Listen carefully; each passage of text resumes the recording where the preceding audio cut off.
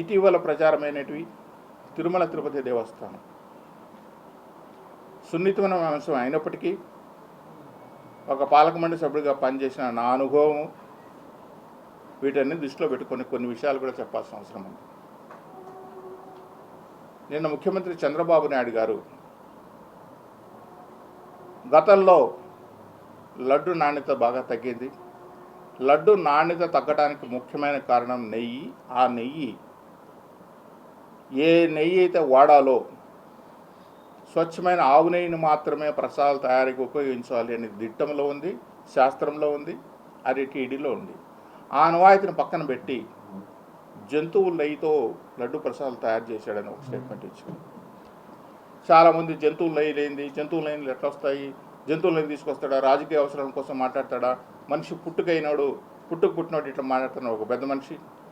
విలువల గురించి, ఆచారాల గురించి, మనిషి సాంప్రదాయాల గురించి విపరీతంగా మాట్లాడు ఇంకో పెద్ద మనిషి ఇక్కడే ఉన్నాడని తిరుపతిలో.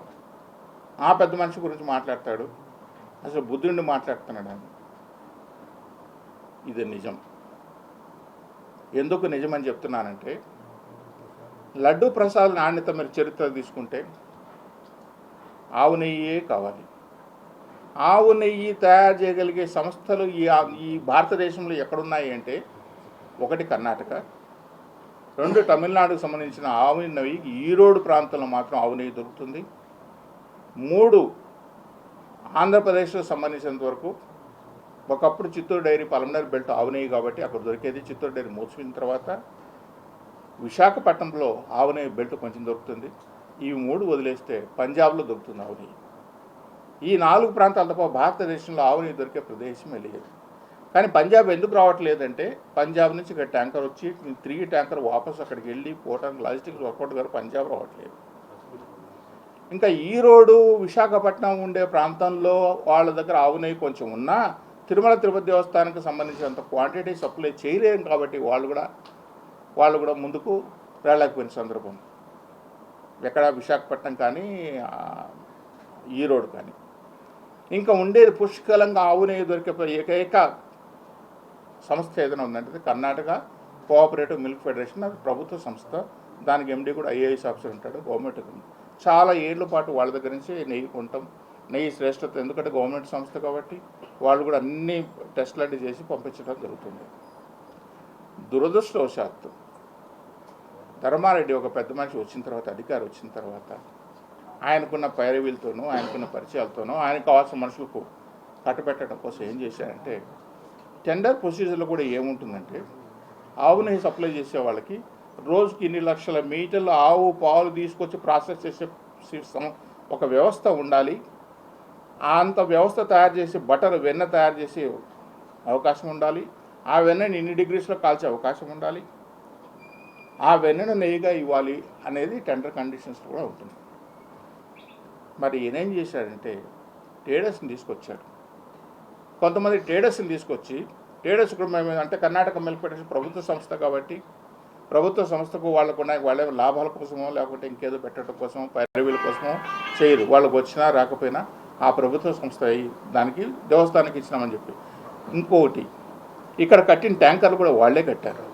కర్ణాటక కోఆపరేటివ్ మిల్క్ ఫెడరేషన్ వాళ్ళే దేవస్థానం సంబంధించిన ట్యాంకర్లు కట్టింది కూడా వాళ్ళే. ఆ విధంగా స్వామికి సేవలు, ఎందుకంటే మైసూరు సంస్థానం వాళ్ళదే కాబట్టి, కర్ణాటక చౌల్టీ వాళ్ళదే ఉంది కాబట్టి, ఈ దేవస్థానానికి వాళ్ళకి అనుసంధానం అయింది కాబట్టి, కర్ణాటకకు కృష్ణదేవరాయల పీరియడ్ నుంచి కూడా స్వామికి సేవలు. ఈ రోజు కూడా మొదటి నైవేద్యం మైసూరు మహారాజా కర్ణాటక చౌల్టీ నుంచి వస్తుంది కాబట్టి ఆ సంబంధాన్ని కంటిన్యూ చేయాలనే ఉద్దేశంతోనే ఇన్నాళ్ళ పాటు వాళ్ళకు కర్ణాటక మిల్క్ ఫెడరేషన్ ఆ సంస్థను పక్కకు నెట్టేసి ఆల్ఫాని ఇంకొకడని కొన్ని ట్రేడర్స్ని తీసుకొచ్చారు. సరే, మీరు చెప్పిన కండిషన్స్ ప్రకారం ఇన్ని లక్షల ఆవు పాలు ఉత్పత్తి చేయగలిగే సామర్థ్యం కావాలి, ఆవు పాలు ఉత్పత్తి చేయగలిగి మనం వెన్నగా కన్వర్ట్ చేసే సామర్థ్యం ఉండాలి, దాన్ని మనం నెయ్యిగా ఇన్ని డిగ్రీస్ టెంపరేచర్ చేయగలిగే సామర్థ్యం ఉండాలని చెప్పి మీరు కండిషన్ పెట్టినా అవన్నీ పక్కన పెట్టేసి ట్రేడర్స్ దగ్గర తక్కువ రేటుకి వచ్చాడు. సరే, ఆ ట్రేడర్కి ఎట్లా వచ్చింది నెయ్యి? ఇప్పుడు ఆల్ఫా అనే ఒక సంస్థ ఢిల్లీలో ఉంది. కర్ణాటక నుంచి ట్యాంకర్ కావాలంటే 4 గంటలు 5 గంటలు 6 గంటల లోపల ఇక్కడికి ట్యాంకర్ రీచ్ అయిపోతే కొండకు నెయ్యి అవసరం ఉంటుంది. ఒక ఢిల్లీ నుంచి ఒక ట్యాంకర్ రావాలంటే 8 రోజులు 7 రోజులు పడుతుంది. మరి ఆల్ఫా సంస్థకు ఇంత నెయ్యి ఎక్కడి నుంచి వచ్చిందంటే విదేశాల నుంచి బటర్ ఆయిల్ ఇంపోర్ట్ చేసుకునేవాళ్ళు. బటర్ ఆయిల్ అంటే నెయ్యి కంటే ముందు తయారు చేసే ముందు మనం ఇంతకుముందు మీకు చెప్పినట్లు వెన్న. ఆ వెన్న 2 రకాలుగా వెన్న, గేదె నెయ్యి ఉంటుంది, ఆవు నెయ్యి ఉంటుంది, జంతువుల నెయ్యి ఉంటుంది, రకరకాల నూనెలన్నీ ఉంటాయి.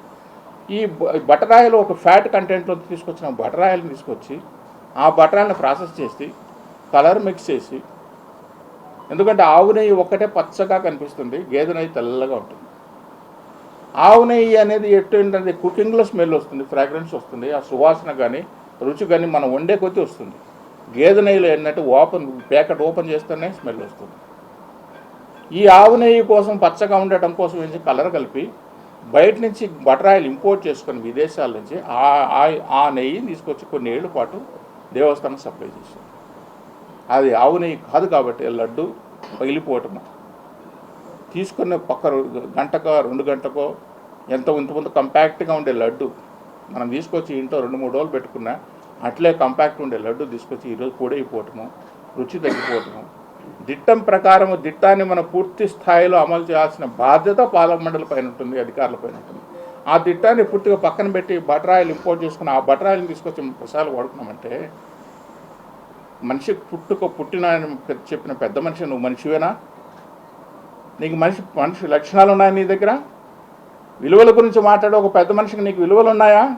సాక్షాత్తు దేవునికి ప్రసాదం తయారు చేస్తున్నాం కదా, ఆ ప్రసాదం బటర్ ఆయిల్ తీసుకొస్తున్నాం కదా, ఆ బటర్ ఆయిల్ ఆవునేయా కాదా, అది ఆవునేయా గేదెనయ్యా లేకుంటే జంతువులయ్యా తెలుసుకోవాల్సిన విశేషణ కూడా నీకు లేదా? విలువలు, విశ్వాసాలు, దేవుడు నామాలు, పంచలు రకరకాలు కట్టుకుంటావే, నీ మాత జ్ఞానం లేదా? ఇవాళ మాట్లాడుతున్నావు.